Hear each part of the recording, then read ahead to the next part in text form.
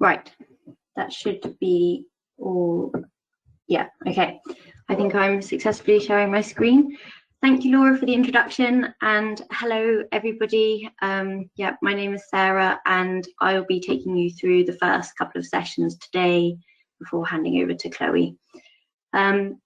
So the first session is just looking at what the UK leaving the EU means for both UK and EU companies. So before we dive into the details, just a little bit of background on the regulations.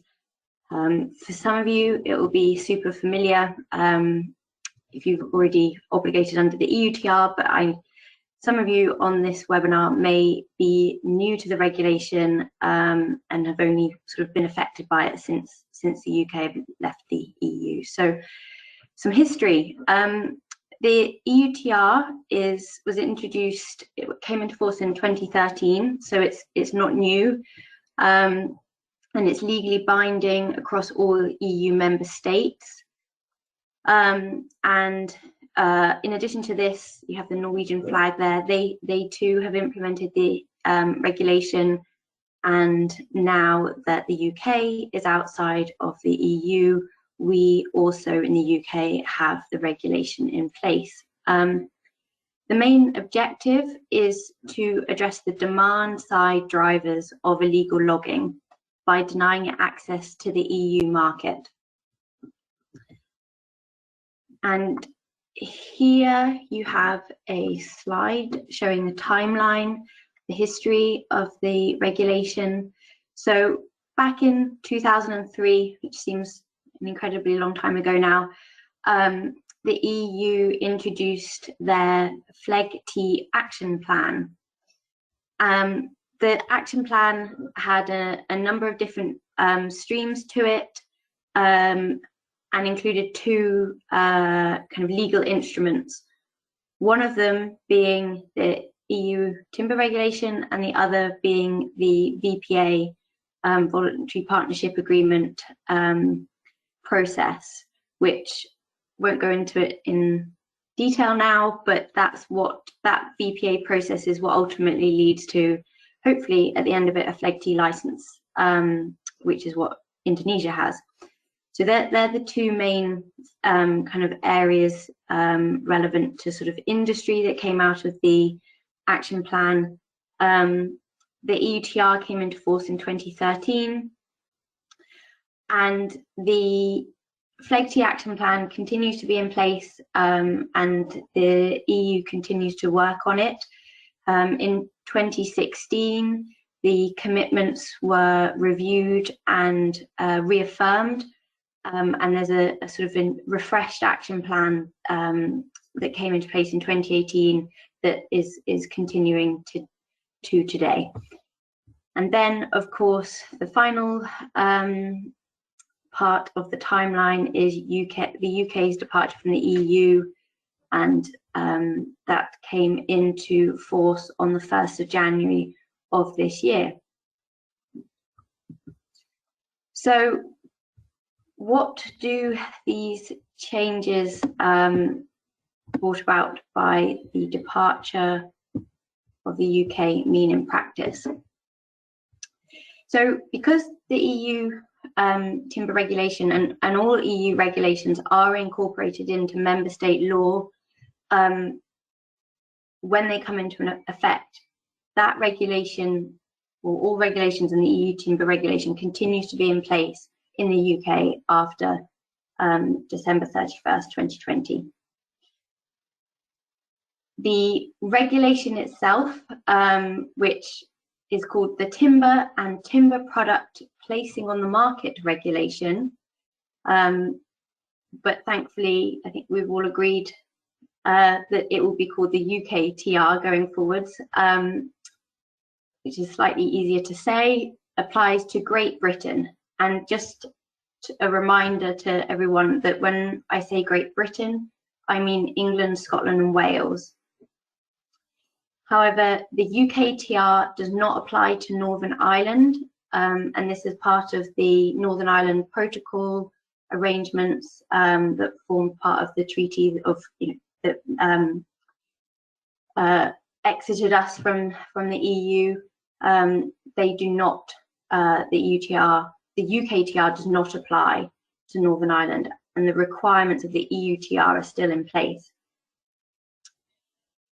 The requirements of the UKTR are equivalent, the same as those of the requirements of the EUTR, so there's no change there, and so that's on the sort of GB Northern Ireland side.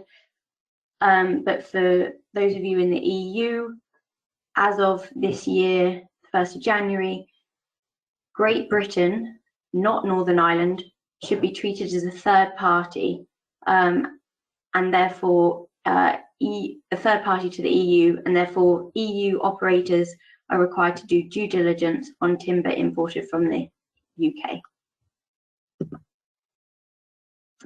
So just to go into a bit more detail on sort of the difference in Northern Ireland compared with the rest of Great Britain.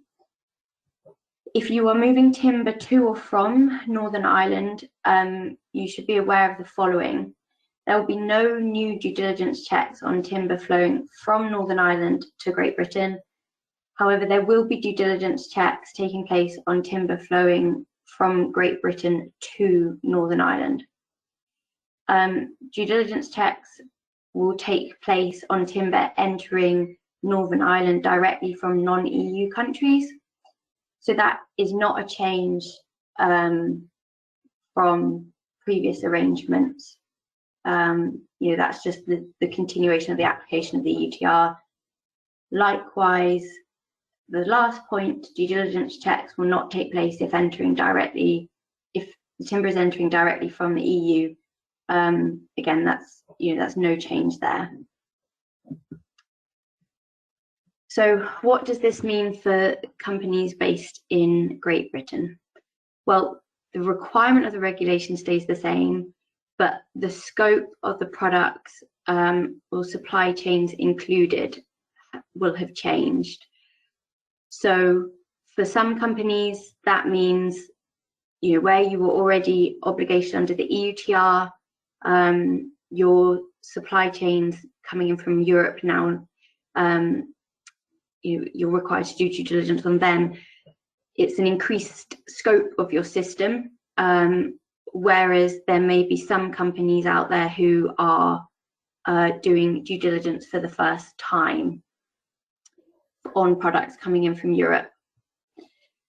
So in other words, as of the 1st of January, wood and wood products imported from the EU are to be treated no differently from imports from the rest of the world.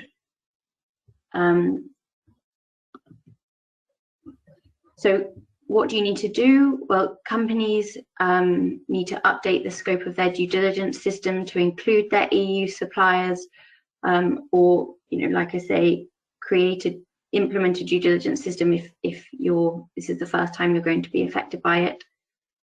You need to ensure there is a low risk of illegally harvested wood entering your supply chains by conducting due diligence.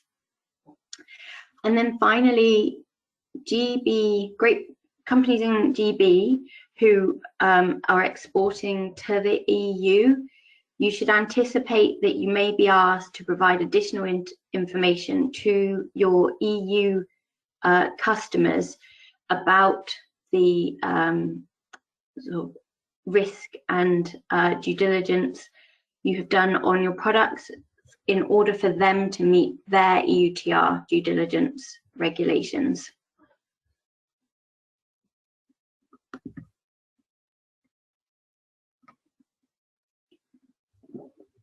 So for the EU companies on this call, you now need to do due diligence on wood or wood products coming from GB. So in other words, it should be those products should be treated no differently from the imports and the due diligence you were already doing on products coming in from the rest of the world. So you need to update your due diligence systems to include your UK suppliers, ensure that those supply chains are low risk. And then finally, UK companies, so if you're supplying to UK companies, you should anticipate that they will likely now be asking you to provide additional information so that they can meet their EUTR due diligence obligations.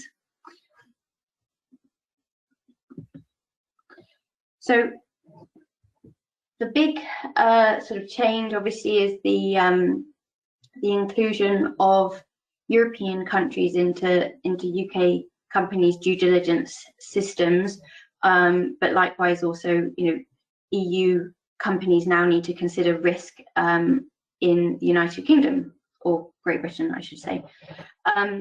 These tables just present, it's just sort of a summary of risk across the EU. So we shouldn't see the risk of illegality of timber harvested or traded in the EU as a homogeneous kind of risk level. There are differences. So I've just tried to summarize those differences here, but tomorrow we will have a presentation that goes into quite a bit of detail on that middle table where in orange where there is risk identified in certain EU countries. So the gradings here of low risk, specified risk here are drawn from our preferred by nature sourcing hub, which you can all access. There's a link there at the bottom of the slide, or the FSC CNRA risk assessments, which are available on the FSC Document Centre. So the good news is for EU companies needing to do due diligence on timber coming from the UK, is the UK is considered to be low risk across all legality categories. So that makes things somewhat easier for you. And yeah, for UK companies, you have a bit more of a bit more to consider there if you're sourcing from any of those countries with specified risk in the middle column.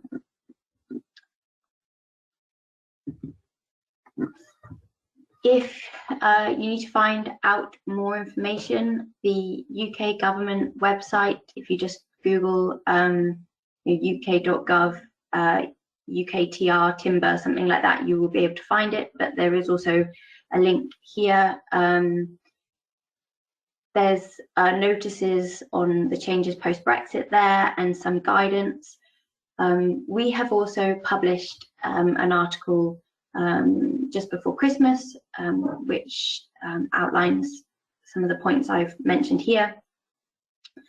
And then just to say that the European Commission's webpage on the EUTR is, I think, for UK companies, still hugely useful.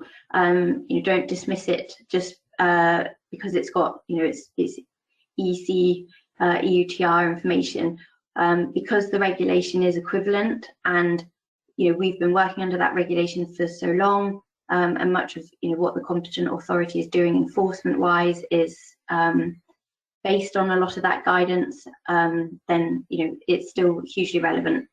It contains great things like certain interpretations of different parts of the regulation. It includes reports on enforcement and checks being made on operators, and just general news around the regulation. So I encourage you to seek that out if you haven't already found it.